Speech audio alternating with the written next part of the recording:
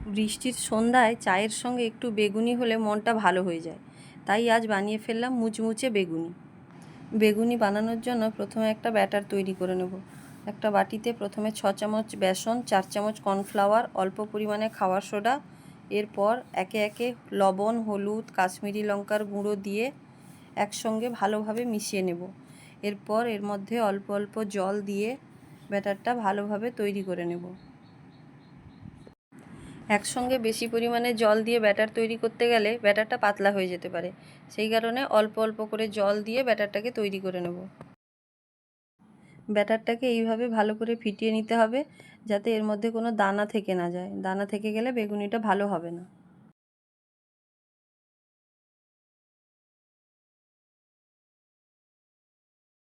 দেখতেই পাচ্ছেন ব্যাটারটা আমার ভালোভাবে ফেটানো হয়ে গেছে।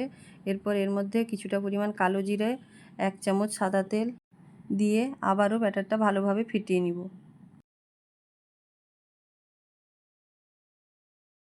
এবার এতে ঢাকা দিয়ে 15 মিনিট ফ্রিজে রেস্টের জন্য রেখে দেব। আমি এখানে 4টে বেগুন নিয়েছি। বেগুনগুলোকে পাতলা পাতলা করে কেটে নেব। বেগুনগুলোকে আমি এইভাবে কেটে নিয়েছি।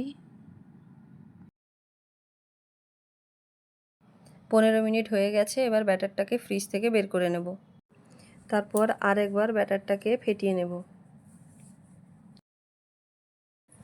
এরপর একটা কড়াই বসিয়ে কড়াইতে তেল দিয়ে তেলটা গরম হতে দেব। তেল গরম হয়ে গেছে। এবারে ব্যাটারের মধ্যে বেগুনটাকে ডুবিয়ে তেলের মধ্যে ছেড়ে দেব।